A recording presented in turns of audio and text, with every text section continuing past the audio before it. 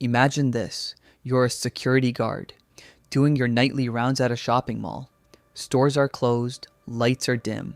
The place is completely empty. Or so you think.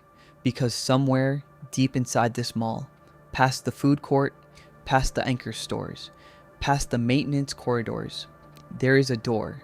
And behind that door is a living room, a couch, a television, a PlayStation, Christmas lights strung across the ceiling, a kitchen with a coffee maker and a microwave, a bedroom with a real bed, and a man fast asleep. This is not a movie. This actually happened. For 4 years. 4 years. A man lived secretly inside one of the busiest shopping malls in America. He paid zero rent. He had zero permission. And for 4 entire years, not a single person knew he was there. This is his story. And I promise you, the deeper we go, the more insane it gets. Let me take you back to the beginning. The year is 2003, Providence, Rhode Island. A brand new shopping mall has just opened. 6 floors, over 100 stores, thousands of visitors every single day. It's called Providence Place Mall, and it is enormous. Now, most people look at a mall and see stores, restaurants, a movie theater. Michael Townsend looked at this mall and saw something else entirely. Michael was an artist, 36 years old, passionate, creative, unconventional. He and his artist friends had been struggling for years, paying expensive rent, barely scraping by, looking for a space to work and live and create. And one day, while walking through the newly opened Providence Place Mall, Michael noticed something that most people would walk right past without a second thought.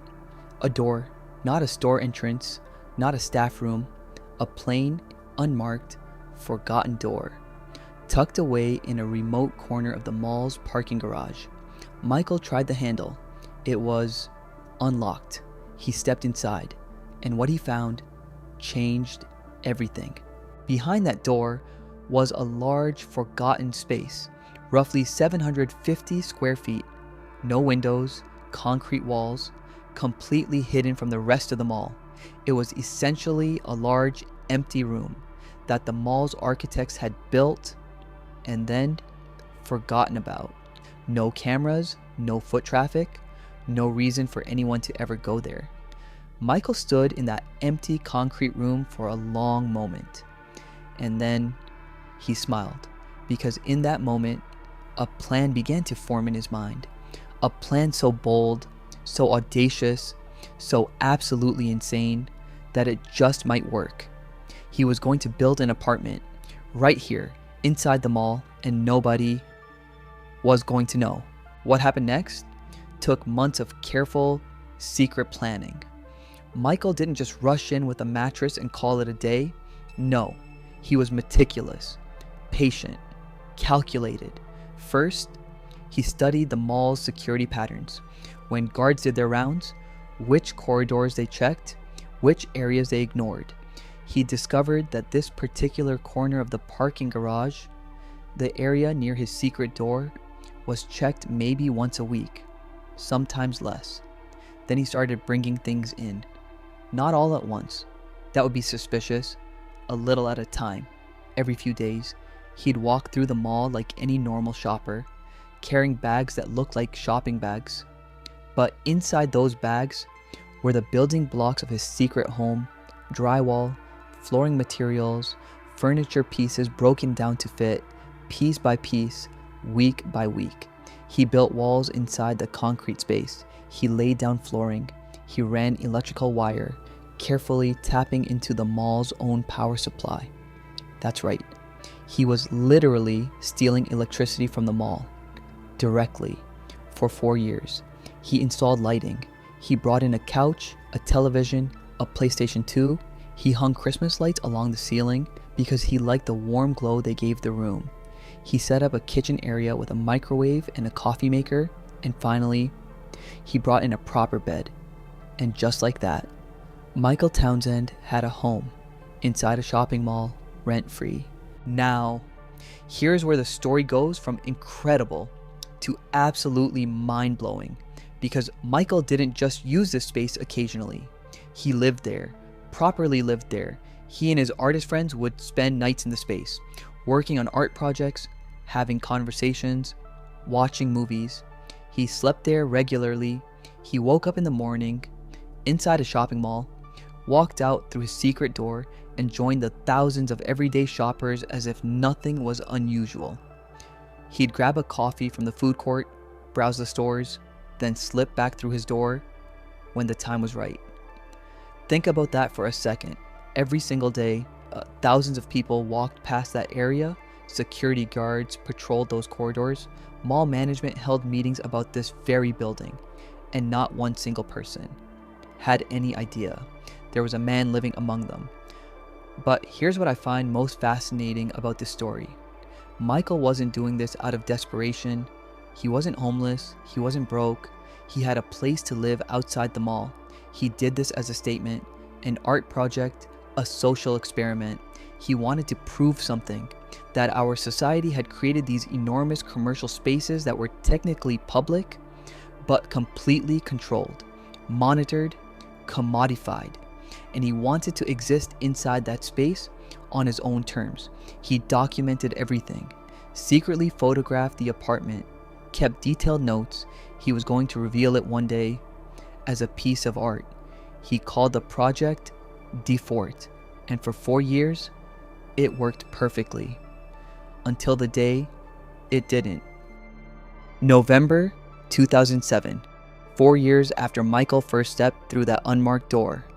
Mall security is doing a routine check of the parking garage, and one guard pauses. Something feels slightly off about a particular section of the wall. He looks closer, runs his hand along the surface, and realizes this isn't a wall, this is a door. He pushes it open and steps into a living room. A couch, a television, Christmas lights, a coffee maker, evidence of years of habitation. His radio crackles as he calls it in. Within minutes, mall management, security, and eventually police have flooded the space. They can't believe what they're seeing. Someone had been living here for years, right under their noses. The investigation begins immediately. Who did this? How long had it been going on? How had nobody noticed? It didn't take long to find Michael. He had documented everything, photographs, notes, records of the entire project. When police contacted him, he didn't deny it, he didn't run, he didn't make excuses. He explained calmly that it was an art project, that he had never intended to damage the mall, that he had actually been quite careful to keep the space clean and undamaged. Police and mall management were not amused. Here's the part of the story that surprises most people. Michael Townsend was not arrested. He was not charged with breaking and entering. He was not sent to prison. The mall decided not to press criminal charges. Instead, he was issued a civil trespass notice, banned from Providence Place Mall permanently. That's it. 4 years of secret habitation inside a major American shopping mall. And the punishment was, you can't come back. The secret apartment was dismantled. The door was sealed. And Providence Place Mall quietly tried to move on. But the story got out. And when it did, the world couldn't get enough of it. Michael Townsend became famous overnight. His art project, the thing he'd spent 4 years building in secret, achieved exactly what he'd intended. It made people think about space, about ownership, about who controls the places we inhabit, about the invisible gaps in our world, and what happens when someone actually has the audacity to live inside them. I've been thinking about this story for a long time, and the thing that gets me most isn't the audacity of what Michael did. It's the silence. 4 years of silence. Every morning he woke up inside that mall, surrounded by thousands of people, and not one of them knew. We walk through these enormous spaces every day. We think we know what's in them. We think we see everything. But Michael Townsend proved something that I think about every time I walk into a building now.